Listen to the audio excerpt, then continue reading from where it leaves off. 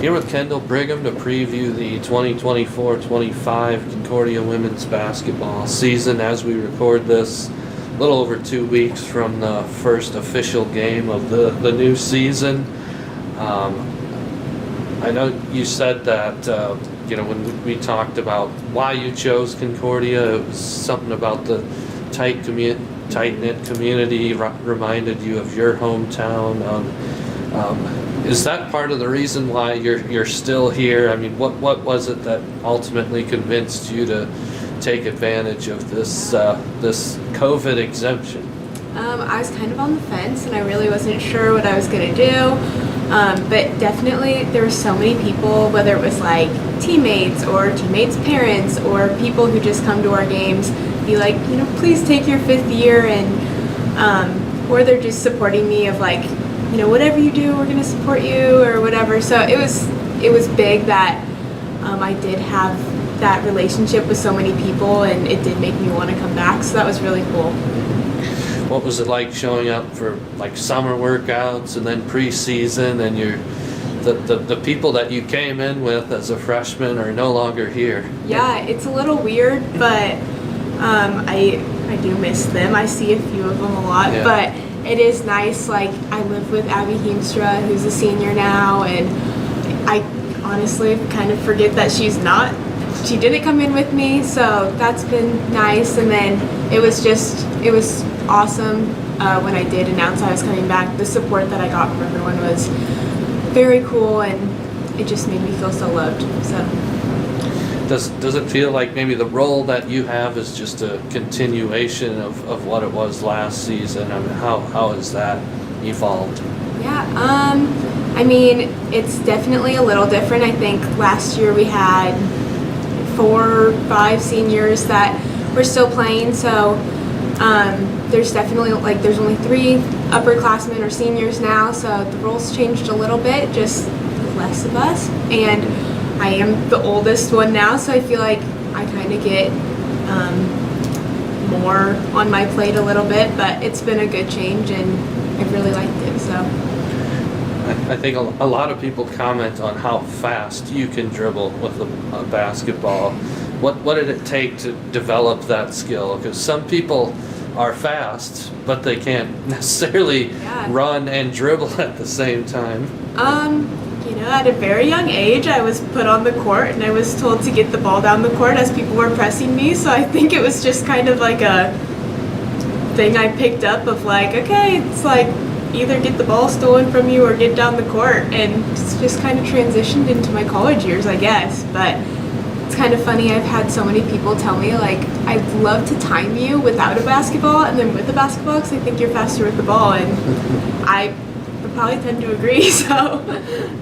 Well, so we know you could handle the ball. What is something you've been trying to get better at going into this season? One thing that I've been really working on is like the mid-range shot, just because I am smaller and I sometimes have trouble finishing over taller defenders. So that, and then I'd say just, overall just being a better scorer and defender and leader. Mm-hmm.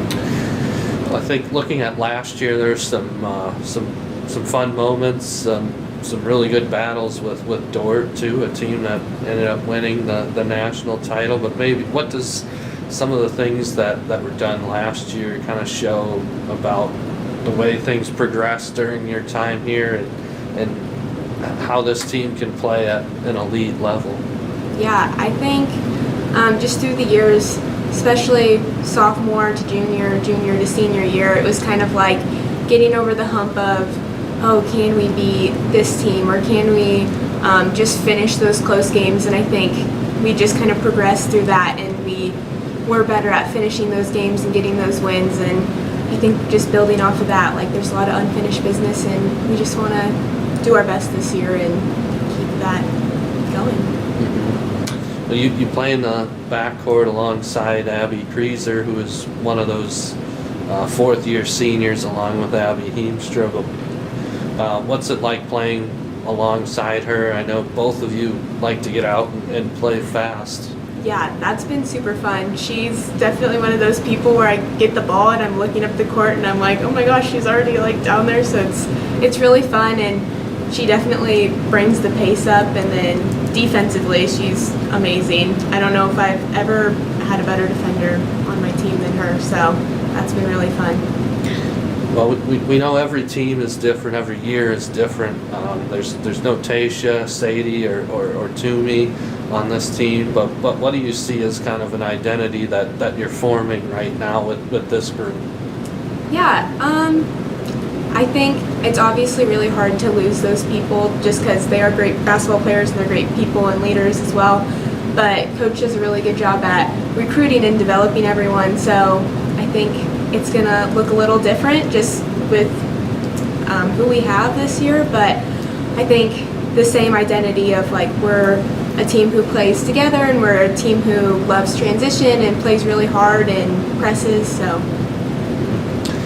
What can you tell us about how some of the younger players are developed? I know some of the girls who are sophomores now got a chance to play a little bit last year. How do you see some of those people developing? Yeah, we had some of those girls who they're really great, and they didn't get as much time last year, but they're definitely ready to step up this year and get a lot of playing time, and I'm super excited to be on the court with them.